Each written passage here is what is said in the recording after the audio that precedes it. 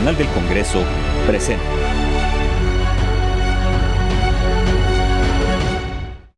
La infección por el virus de papiloma humano causa cada año 72,000 casos de cáncer cervicouterino, lo cual deriva en 34,000 muertes en la región de América Latina y el Caribe. Si se mantienen las tendencias actuales, se prevé que el cáncer cervicouterino aumentará en esta misma región en un 27% por lo que respecta al número de nuevos casos y en un 34% en cuanto al número de muertes para el 2030. El cáncer cervicuterino es la segunda causa de muerte en las mujeres mexicanas y el principal factor de riesgo es ser portadora del virus del papiloma humano. ¿Cuáles son las alternativas a este problema de salud pública? Se los contamos en un momento. Soy Paulina Usigli y así arrancamos Cámara Alta.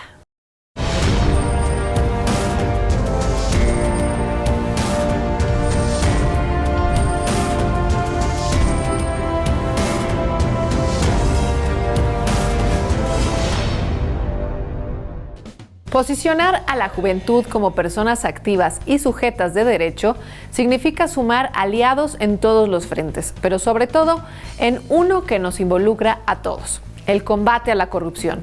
Por ello, la senadora Alejandra Reynoso presentó una iniciativa que detalló a los micrófonos de Cámara Alta. Yo creo que la corrupción nos afecta a todos en sí, como al país y al pueblo, porque se pueden estar desviando muchos recursos, cosas que nos pueden favorecer y caen en manos que no deberían de tener ese dinero. Yo pienso eso. Nos afecta en parte porque quedamos mal en el ojo público en todo el mundo y pues eso nos puede tachar como un país mal gobernado, mal administrado. En nuestro día a día puede existir la corrupción y hacer pequeñas obras para combatirla, yo creo que estaría bastante bien. Al abrir el segundo periodo ordinario del año 2 de la actual legislatura, en el Senado se presentó una iniciativa para replantear los requisitos de conformación de Comité de Participación Ciudadana del Sistema Nacional Anticorrupción. Para ser integrantes de este comité ciudadano, pues es a partir de los 35 años, contar con 5 años de experiencia, y entonces nos encontramos con la interrogante de, bueno, ¿y los jóvenes? La corrupción no tiene edad. Y creo que la conciencia, que justo lo que tenemos que hacer es el cómo formar estas conciencias, entre más jóvenes mejor. Dicha iniciativa tiene como propósito medir la participación ciudadana de la juventud en la política para el combate a la corrupción en México. La corrupción se puede combatir de muchísimas formas en las que todos podemos contribuir. Una es diciendo que no. Claramente, o sea, si tú tienes tus principios marcados y dices un no, es lo básico. Otra sería denunciar las cosas que estén mal, porque muchas veces las personas no denuncian, lo dejan en blanco. Entonces, ¿cómo puedes exigir un cambio o que no haya ciertos casos de corrupción si no haces nada como individuo? Y otra sería que las personas conozcan sus derechos, conozcan lo que tienen, conozcan lo que valen para que nadie abuse de ellos. Los jóvenes sí quieren participar, solamente hay que generarles estos espacios en donde se considere su voz, sus ideas y no quede en la escucha, sino se lleve a la acción. En la iniciativa que reformó el artículo 16 de la Ley General del Sistema Nacional Anticorrupción, muestra que actualmente no hay un registro que nos demuestre en qué medida los jóvenes pueden involucrarse en el combate a la corrupción en México. Tenemos que involucrar a los jóvenes, tenemos que hacerles ver que la corrupción no se puede ni normalizar y no se tiene tampoco que tener un mínimo de edad para poder combatirlo, para poder estar en los órganos que buscan la transparencia y que buscan combatir justo la corrupción. La corrupción no es un asunto cultural, pero sí es un tema que nos afecta a todos y qué mejor que tener a los jóvenes y a los más jóvenes de aliados en esta difícil tarea. Me parece que si involucramos a la juventud, tanto en el sistema nacional como en los sistemas estatales, sí puede ser la diferencia. Los jóvenes pueden ser esa voz que transmitan, que resuene en su propio sector, en las universidades, el crear esta conciencia de que la corrupción no es un tema de adultos, la corrupción nos involucra, el combatirla absolutamente a todos.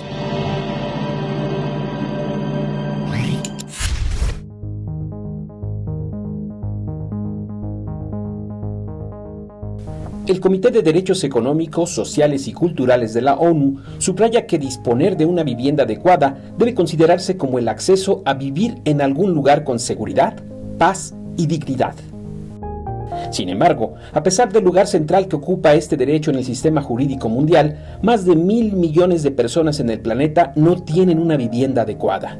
Millones de personas viven en condiciones que ponen en peligro su vida o su salud, en espacios marginales y asentamientos informales o superpoblados. Una vivienda adecuada debe integrar los siguientes aspectos básicos. Seguridad jurídica de la tenencia, esto es, que se garantice la protección legal contra el desalojo forzoso, el acoso y otras amenazas. Asequibilidad, asociado a los costos financieros de la vivienda para que estos no amenacen el acceso a otras necesidades básicas. Habitabilidad o protección contra el frío, la humedad, el calor o la lluvia y demás factores externos. Disponibilidad de servicios como agua potable, energía y drenaje. Accesibilidad, dirigido a cubrir las necesidades de personas con discapacidad. Ubicación, se refiere al entorno, a la cercanía de las escuelas y fuentes de trabajo, pero además que la vivienda no se encuentre cercana a una fuente de contaminación. Y finalmente, adecuación cultural, o sea, que respete y tome en cuenta la identidad cultural y formas de vida de los grupos sociales. Los estados tienen el deber primordial de proteger y promover los derechos humanos y al respecto, esta labor le corresponde a la Comisión de Desarrollo Urbano, Ordenamiento Territorial y Vivienda del Senado de la República.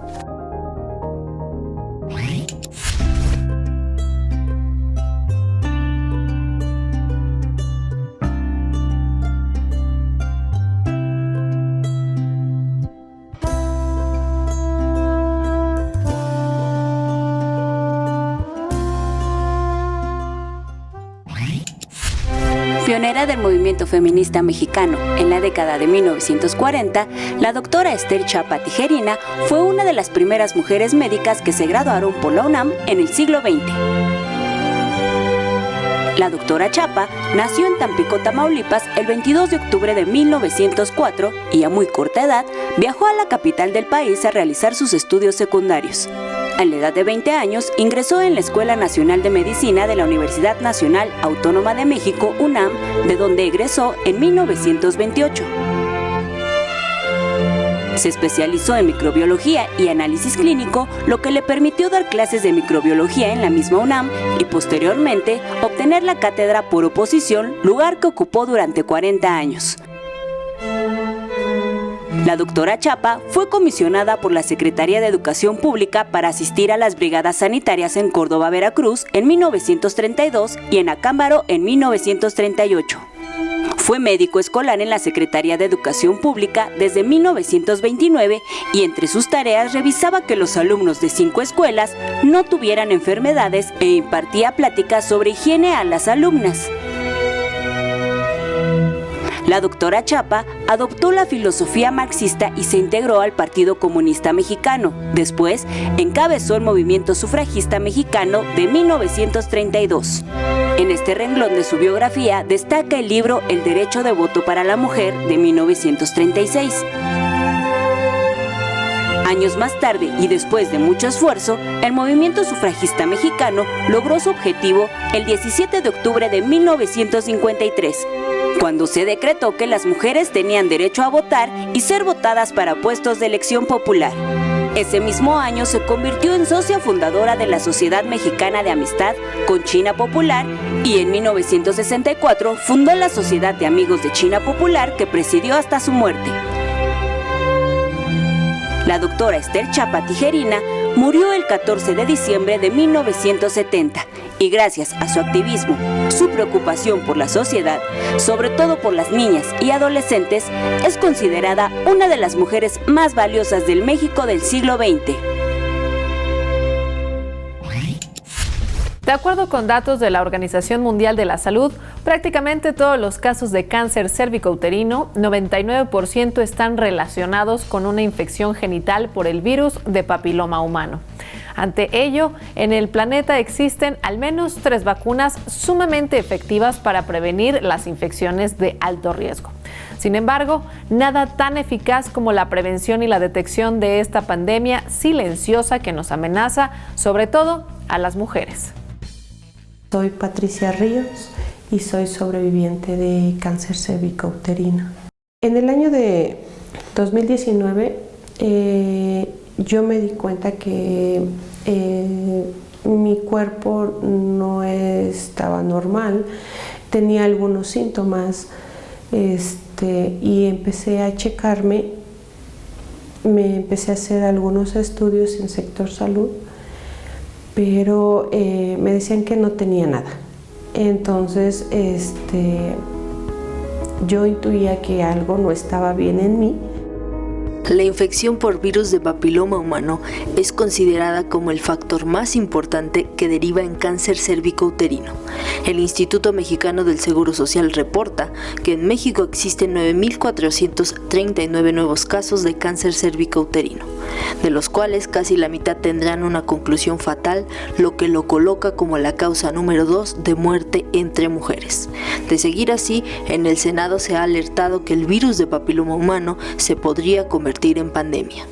Hablar de mujer no es hablar, no es política. Tenemos que hacer a un lado los temas, tenemos que hacer a un lado esos intereses cuando se trate de la mujer.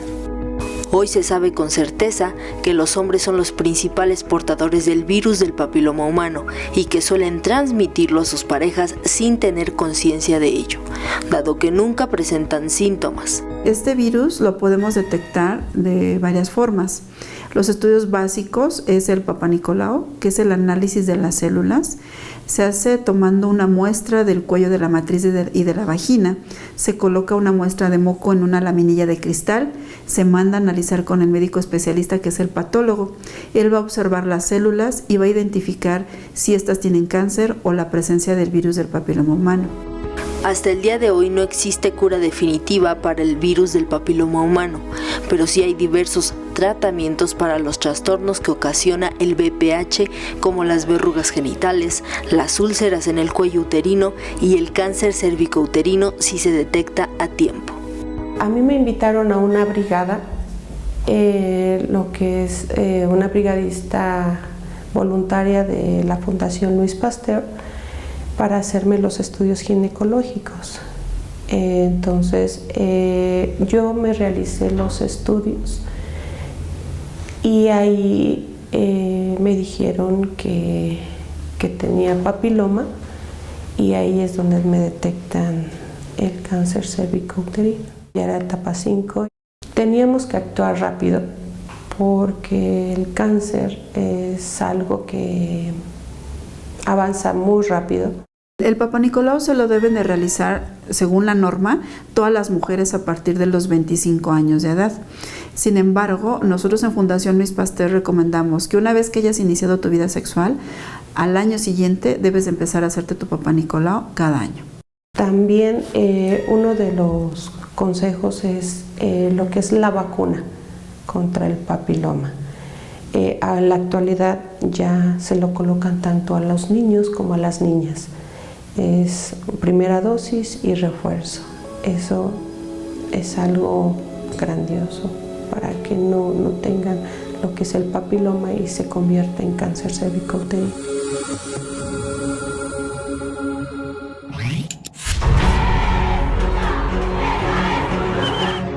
En la actualidad, la celebración del Día Internacional de la Mujer es una conmemoración por la lucha de las mujeres en el pasado, en el presente y la oportunidad para crear y reflexionar las acciones en el futuro. En sus inicios, esta lucha reclamaba derechos básicos: ejercer el derecho al voto en las elecciones, el derecho a cargos de responsabilidad política, el derecho al trabajo y a la educación. A través de los años, esta lucha ha tenido que enfrentar diversas batallas en todos los ámbitos, sociales, políticos y laborales. El movimiento de las mujeres ha logrado el reconocimiento en materia de igualdad de género y derechos. Sin embargo, aún se sigue peleando por hacer efectivos los derechos y también contra la desigualdad, discriminación y la violencia hacia mujeres y niñas. Esta última es una de las violaciones de los derechos humanos más graves, extendidas, arraigadas y toleradas en el mundo. Las mujeres y las niñas sufrimos diversos tipos de violencia en todos los ámbitos de nuestra vida y bajo múltiples manifestaciones, las cuales pueden culminar en actos de feminicidio. De acuerdo con los datos del Secretariado Ejecutivo del Sistema Nacional de Seguridad Pública, durante el 2022, un total de 122.011 mujeres fueron víctimas de algún delito en el país. La gran mayoría, el 73%, reportaron haber sufrido algún tipo de lesión. Durante ese mismo año, la violencia contra las mujeres tuvo 968 feminicidios y 2.807 homicidios dolosos. Ante esto, el Día Internacional de la Mujer es una fecha que también busca visibilizar las violaciones de derechos y los actos de violencia y discriminación que aún enfrentamos las mujeres y niñas en todo el mundo. El movimiento de las mujeres ha traspasado las fronteras del mundo, las diferencias culturales, económicas e ideológicas, y el 8 de marzo es la fecha en que las mujeres y niñas del mundo unimos nuestras voces para exigir el respeto de nuestros derechos y nuestras vidas. Para este 2023, ONU Mujeres propuso la temática por un mundo digital inclusivo, innovación y tecnología para la igualdad de género, cuyo propósito es explorar y reflexionar los efectos de la brecha digital de género en el crecimiento de las desigualdades sociales y económicas. Con el fin de contar con una opción en materia de prevención de delitos sexuales, la senadora Indira de Jesús Rosales presentó una iniciativa para crear el Registro Nacional de Agresores Sexuales. Sin embargo, apenas unos días después de que esta iniciativa llegara a la Cámara Alta, la Suprema Corte de Justicia de la Nación resolvió una acción de inconstitucionalidad que deja esta propuesta prácticamente en el limbo. Les contamos los detalles. En el Registro Nacional de Agresores Sexuales vamos a poder contar con nombre, fotografía, delito cometido y dónde se encuentra cumpliendo la pena el agresor sexual. Crear un registro nacional de agresores sexuales es la propuesta de la senadora por el PAN, Indira de Jesús Rosales San Román, con el fin de disminuir el índice delictivo. En este registro se colocarían los nombres de los agresores sentenciados con fotografía, fecha y lugar de nacimiento, nacionalidad, CURP y delito cometido. Serviría para detectar quiénes son. Yo creo que sería demasiado, más que nada para poder evidenciarlo y tener este tipo de alerta, porque pues moralmente muchas personas no tienen ese afecto, no les importa lo que puedan llegar a sufrir a otras personas, y de cierta forma pues sería una forma de un aviso para las mujeres. Podría servir este registro de antecedentes para proteger los próximos vínculos que tenga ese varón agresor. Me parece que la publicidad del registro generaría un daño. Si la idea de la sanción es insertar al individuo nuevamente a la sociedad, pues esto, lejos de ayudar, vendría a afectar el principio de poder restaurar al sujeto. Actualmente ya existe un registro de agresores sexuales en la Ciudad de México. Sin embargo, la Suprema Corte de Justicia resolvió a favor la acción de inconstitucionalidad promovidas por la Comisión Nacional de los Derechos Humanos y la Comisión de Derechos Humanos de la Ciudad de México en contra de dicho registro. La existencia del registro no era inconstitucional, pero la publicidad y la consulta para cualquier persona sí. La medida de un registro público no es la correcta, pareciera, desde el punto de vista de protección de datos personales, ¿no? Sí hay un derecho humano que queda vulnerado. Tenemos que seguir protegiendo la información de las personas agresoras o que hayan tenido una sentencia firme. ¿Qué voy a priorizar, el derecho humano de una mujer a transitar tranquila por la calle o el derecho humano de un agresor? Este tipo de registros ya se utiliza en otros países como Estados Unidos y Canadá. Sin embargo, en México se sugiere no ser público, lo cual para muchos abogados expertos no serviría de nada. El hecho de que haya un registro, desde mi punto de vista muy particular, no hace gran diferencia. ¿Por qué? Porque al final el camino es un antecedente penal. Es decir, si hay una sentencia condenatoria respecto de la comisión de un delito, en este caso sexual, lo que va a quedar es el antecedente penal. Y en ese antecedente penal viene el nombre de la persona, el delito que cometió y la pena que se le impuso.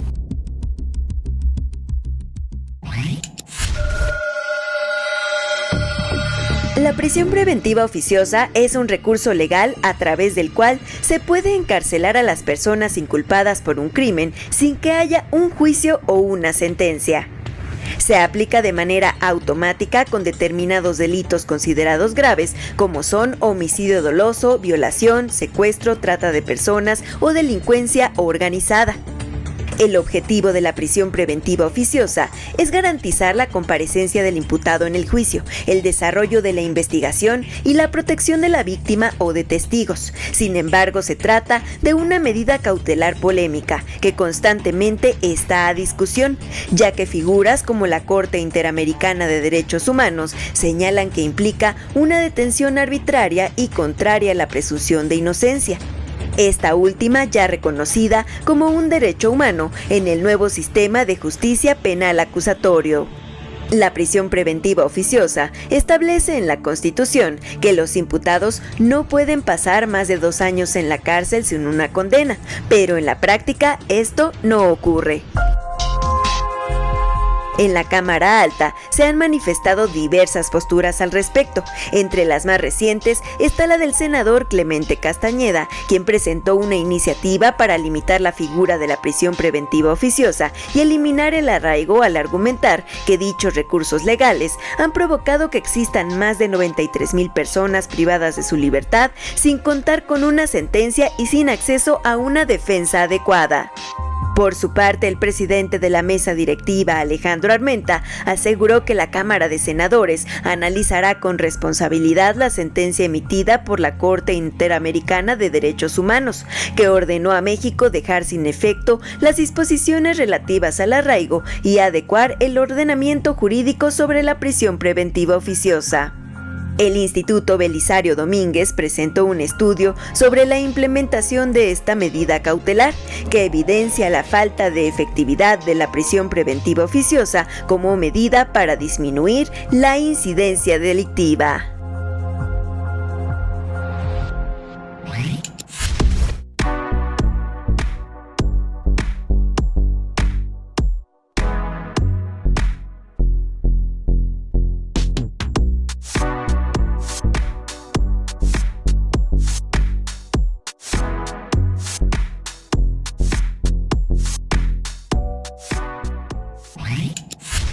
Fomentar la producción, abasto, distribución y consumo de alimentos nutritivos y de calidad es uno de los objetivos de una ley que se ha venido impulsando desde hace ya 22 años. Se trata del reconocimiento jurídico del derecho a la alimentación adecuada y sostenible. La alimentación es un derecho humano universal. Toda persona debe tener acceso físico y económico a alimentos adecuados que aseguren una dieta sana y nutritiva. No obstante, este derecho, que fue incluido en nuestra Constitución en 2011, está lejos de ser una realidad tangible, pues atravesamos una crisis severa que se manifiesta en la inseguridad alimentaria de millones de mexicanos. En nuestra Constitución, el artículo 4 maneja el derecho a la alimentación como algo a lo que todos tendríamos que tener acceso: alimentación nutritiva, alimentación variada y alimentación de calidad. Sin embargo, aún faltan instrumentos y herramientas que permitan garantizar este derecho. Según datos del Coneval, más de 28 millones de mexicanos sufren carencia alimentaria. Y de acuerdo con la Encuesta Nacional de Salud y Nutrición de 2018, cerca de 11.3 millones de personas viven en condiciones de inseguridad alimentaria severa. La inseguridad alimentaria tiene diferentes elementos causa. Primordialmente, la falta de acceso económico. No alcanza el ingreso en el hogar para adquirir la canasta básica que sea suficiente para la familia. La falta de disponibilidad. Tenemos regiones alejadas de las zonas de producción y por eso no se recibe la cantidad y la variedad de alimento que se necesita. Se desperdician casi 30 millones de toneladas de comida cada año. Por ello, en la Cámara Alta se presentó una iniciativa con proyecto de decreto por el que se expide la Ley General de la Alimentación Adecuada, como resultado de un trabajo colaborativo e intersectorial para conformar una propuesta reglamentaria sólida con respeto a los derechos humanos, en apego a nuestra Constitución y a los tratados internacionales en la materia. Es una ley que tendrá una armonía legislativa en materia de medio ambiente, educación, producción de alimentos, salud y otros. Contiene una definición clara de a qué sectores vamos a regular, cuáles son las funciones y las responsabilidades de los actores, cuáles son las disposiciones presupuestarias, los mecanismos de transparencia. La Ley General de la Alimentación Adecuada busca transitar de un modelo de producción industrial que considera los alimentos como una mercancía hacia un modelo con formas de producción culturalmente adecuadas, de donde se obtengan alimentos sanos y nutritivos. Todavía nos falta y mucho, porque el sistema, el modelo económico se generó para que esos productores que son los que nos proveen a nosotros de la alimentación sean excluidos. De este modo, se buscará recuperar la soberanía alimentaria, revalorar la agricultura campesina e indígena y mejorar la nutrición de todos los mexicanos. Bienvenida esta lucha y defensa de la alimentación del pueblo de México y de la producción de nuestra comida. Otorgar una pensión permanente a deportistas paralímpicos que hayan obtenido medallas en competencias internacionales es una manera de dignificar y retribuir hacia quienes han puesto en alto el nombre de nuestro país. Sobre esta iniciativa vamos a dedicar un espacio especial en la próxima entrega de Cámara Alta. No se lo pierdan. Por lo pronto, no me resta más que agradecer su atención e invitarlos a que nos acompañen en este ejercicio de revisión de los temas que forman parte de la agenda del Senado de la República. En pantalla aparecen en estos momentos los medios de contacto que ponemos a su disposición para que nos hagan llegar sus comentarios, sugerencias o aclaraciones. Soy Paulina Usigli, pásenla muy bien. Hasta la próxima.